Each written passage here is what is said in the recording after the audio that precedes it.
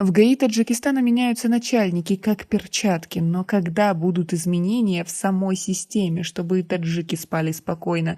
Подписывайтесь на обновления и точно будете в курсе всего самого важного. В Таджикистане новый начальник ГАИ Рустам Мирзамурадзада. Предыдущий на своем посту не проработал и года, когда Сухроба Курбанзада в августе прошлого года назначили на эту должность. Корреспонденты просили его рассказать о том, какие первые важные шаги он предпримет на своем посту. Он отказался. С новым поговорить еще не удалось. Но проблемой номер один в ГАИ остается коррупция. Более 10 лет назад корреспонденты давали ей рекомендации, как можно решить эту проблему. Одни из предложений были в том, чтобы в принципе расформировать ГАИ и создать на ее основе дорожный патруль, как мобильную службу, оснащенную автомобилями и мобильными системами мониторинга движения. Убрать все стационарные посты, особенно с центральных улиц столицы, установить там видеокамеры и строго запретить работникам ГАИ или патруля останавливать авто для рутинной проверки без повода, что часто провоцирует коррупцию.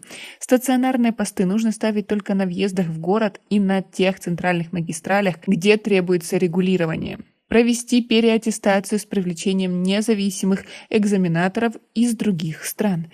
После реорганизации системы сократить в разы личный состав. За счет сокращения штата повысить зарплату в разы только тем работникам, которые реально пройдут переаттестацию с высокими оценками. Ввести систему постоянных и частных оперативных мероприятий водителей в штатском из числа работников внутреннего контроля дорожного патруля на предмет получения взяток и немедленно увольнять берущих взятку инспекторов на дороге без права восстановления с занесением их личных дел в черный список. Каждый стационарный пост должен иметь плановую разнарядку и приказ находиться там, где он есть. Дать особые полномочия, особо равного досмотра и предупреждения нарушений ПДД со стороны авто с блатными номерами, госавто, правительственных и прочих крутых тачек золотой молодежи. Проблема номер 2. Беспорядочность движения транспорта в крупных городах, в том числе и в Душанбе. В крупных городах за рубежом существует 6-7 видов общественного транспорта, а в Душанбе в общем действуют 3 вида – автобус, троллейбус и минибус или же маршрутки. Но ни один из этих видов транспорта в Душанбе не контролируется и не регулируется должным образом. Основная проблема общественного транспорта – это переполненность и остановка транспортного средства в неположенных местах. Чтобы заработать больше денег, водители нарушают ПДД по перевозке пассажиров и тем самым становятся причиной создания пробок на дорогах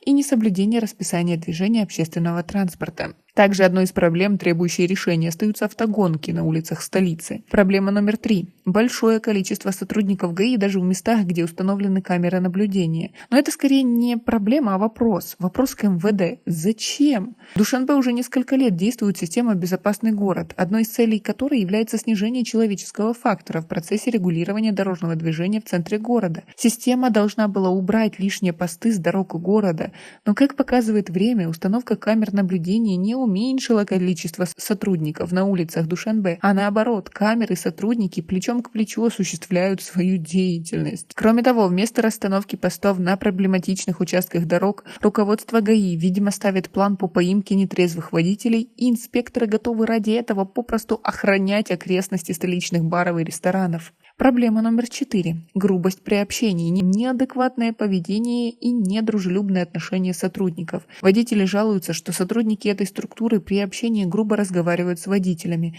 а иногда даже угрожают и оскорбляют их. В тех же советах много лет назад корреспонденты рекомендовали ввести в курс обучения сотрудников ГАИ элементы этики и общения.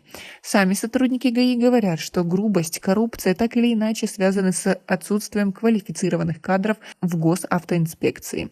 По словам специалиста, остро является проблема не только низкой квалификации сотрудников ГАИ, но и уровня их общего образования, а также морально-волевых качеств. Раньше в обязательном порядке всех инспекторов ГАИ направляли в российские учебные заведения МВД или на факультеты переподготовки и повышения квалификации юридических институтов. Где проходят переподготовку они сейчас? Они вообще ее проходят? И по каким критериям их вообще выбирают? А какие проблемы вы добавили сюда, и верите ли вы в то, что у нас когда-то эта система может наладиться? Пока на этом все. Оцените наше видео подпиской и лайком. До скорой встречи.